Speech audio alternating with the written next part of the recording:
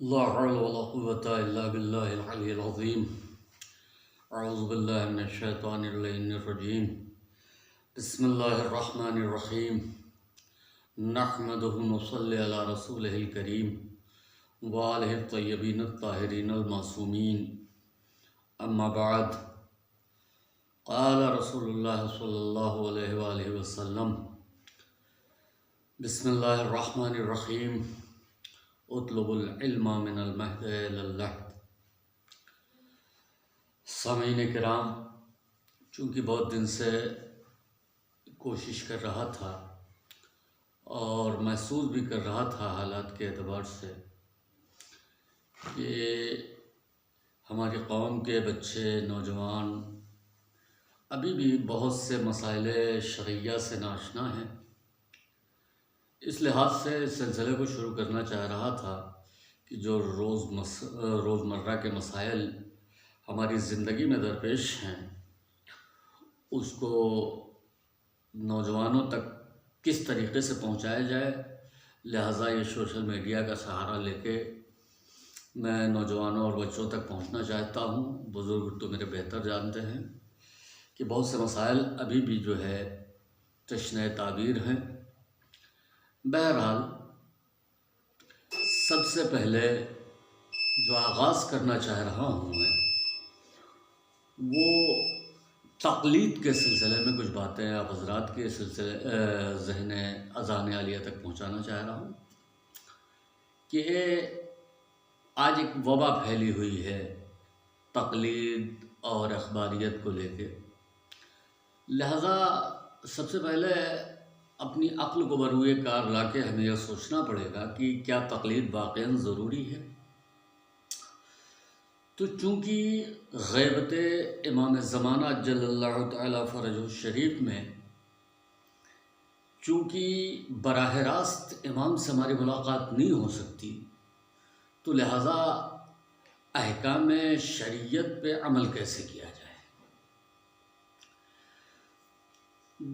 تو اس میں آج کے زمانے میں جو طریقہ چل رہا ہے وہ کچھ لوگ مقلد ہیں اور کچھ لوگ اخباری ہیں. دیکھیے، احکام پہ عمل کرنا ضروری ہے، لیکن اس کے لیے اگر کوئی انسان اخباری ہی بننا چاہ رہا ہے تو کم از کم علم کو اس پیمانے تک پہنچا سکے کہ جہاں سے اپنی کوششوں کے ذریعے، اپنے علم کے ذریعے، اپنی تحقیق کے ذریعے مسائل کا حل نکال سکے. اور جب اس منزل پہ انسان پہنچ جائے گا تو اس کے اوپر ویسے ہی تقلید نہیں ہے، اس لیے کہ وہ خود مجتہد ہو جائے گا. لیکن جو اس سے کم درجے کا علم رکھنے والے ہم جیسے طالب علم ہیں، وہ ان کے لیے ضرورت اس بات کی ہے کہ کوئی دوسرا راستہ اختیار کریں، اس لیے کہ نہ ہم قرآن کے ذریعے اپنے مسئلے کا حل نکال سکتے ہیں، نہ ہم احادیث کا انتخاب کر سکتے ہیں کہ احادیث صحیحہ کون سی ہیں، نہ ہمارا عقل اس پیمانے پہ پہنچا ہوا ہے، اور نہ اجماع کے بارے میں ہمیں اتنا معلوم ہے. لہٰذا اب مجبوری ہماری یہ ہے کہ ہم جاننے والوں کی طرف رجوع کریں گے، تب ہمیں دین معلوم ہوگا، اور اسی کا نام تقلید ہے. تو لہٰذا اخباریت غلط نہیں بظاہر، لیکن اگر جاہل جو ہے اخباری بن جائے، جسے کچھ نہیں معلوم ہے، نہ حدیث کے بارے میں نہ قرآن کے بارے میں معلوم ہے، نہ وہ مسائل کے حل نکال سکتا ہے، تو پھر وہ اخباری کاہے کا ہوا. لہٰذا خبر رکھنے والا اگر ہے، واقعی قرآن کے مفاہیم کو سمجھ رہا ہے، تفاسیر کو سمجھ رہا ہے، اللہ کے احکام اس کی سمجھ میں آ رہے ہیں، صحیح احادیث کا انتخاب کر سکتا ہے، تو ٹھیک ہے، وہ مجتہد ہو سکتا ہے. لہٰذا عام آدمی تو اخباری نہیں ہو سکتا. اسی لیے کسی مجتہد کی طرف ہمیں رجوع کرنا ضروری ہے، اور مجتہد کے فتاوے پہ، یعنی ان کی ریسرچ پہ، ان کی تحقیق پر جو مسئلے کا حل نکلتا ہے اس پہ ہمیں عمل کرنا ہے، اور اسی کا نام تقلید ہے.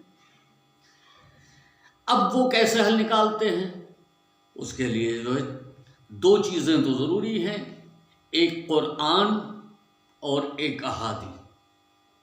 احادیث معصومین، اور قرآن کے ذریعے وہ مسئلے کا حل نکالتے ہیں، لیکن اس کے بعد اسے عقل کے پیمانے پہ رکھتے ہیں اور اجماع کا بھی لحاظ رکھتے ہیں کہ آیا کہیں ہمارے سمجھنے میں غلطی تو نہیں ہو گئی ہے، کہیں یہ حدیث جس کو ہم نے صحیح سمجھا ہے عقل کے خلاف تو نہیں ہے، اس لیے کہ دین جو ہے وہ عقل کا ہی مذہب ہے۔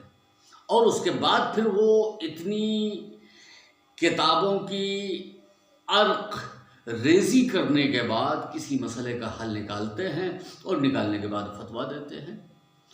تو ہم جو طفل مکتب کے برابر بھی نہیں ہے اگر پوچھا جائے صحیح معنوں میں، تو ہم کیسے یہ ساری باتیں کر سکتے ہیں؟ لہٰذا ہماری مجبوری ہے کہ ہم کسی عالم کی تقلید کریں، اور تقلید کے لیے بھی آپ یہ جان لیں کہ جو اصل دین ہے اس میں تقلید جائز نہیں ہے۔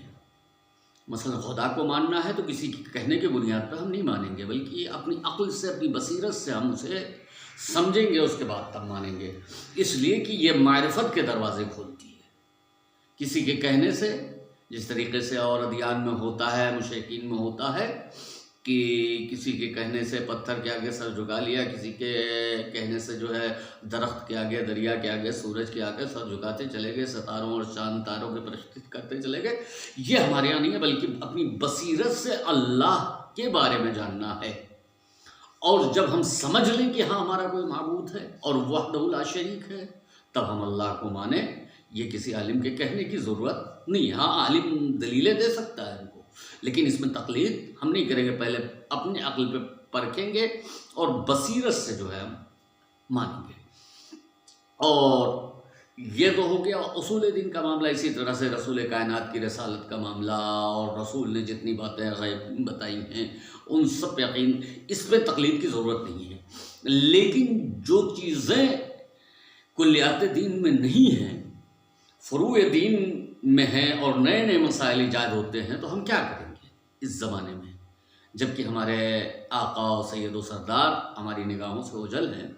تو ہم جاننے ہی والوں کی طرف جائیں گے، اور وہ ہمیں بتائیں گے کہ وضو تو کرنا ہے نماز کے لیے، تو کلیہ ہے، لیکن کیسے کرنا ہے وہ ہمیں جاننے والے بتائیں گے۔ اور ہر شعبے میں یہ بات ہوتی چلی آ رہی ہے کہ جاننے والوں سے پوچھا جاتا ہے۔ لہٰذا گزارش یہی ہے کہ ایسے اختصار کے ساتھ انشاءاللہ یہ سلسلہ ہم آگے جاری و ساری رکھیں گے کہ مجتہد کی تقلید کی جائے، اور اگر کئی مجتہدین کے فتووں کے درمیان کوئی اختلاف پایا جا رہا ہے، نہیں سمجھ میں آ رہا ہے، تو بہتر یہ ہے کہ اس وقت عالم کی تقلید کی جائے، اور زیادہ مناسب یہی بات ہے کہ عالم موجود ہو تو عالم کی تقلید کی جائے۔ لیکن اب عالم کو ہم سمجھے کیسے کہ کون عالم ہے؟ پہلی چیز تو یہ ہے کہ خود کو علم ہو کہ فلاں شخص عالم ہے۔ دوسرا طریقہ یہ ہوا کہ دو عادل مرد یہ گواہی دیں کہ یہ شخص عالم ہے، مرجع ہے، فقیہ ہے۔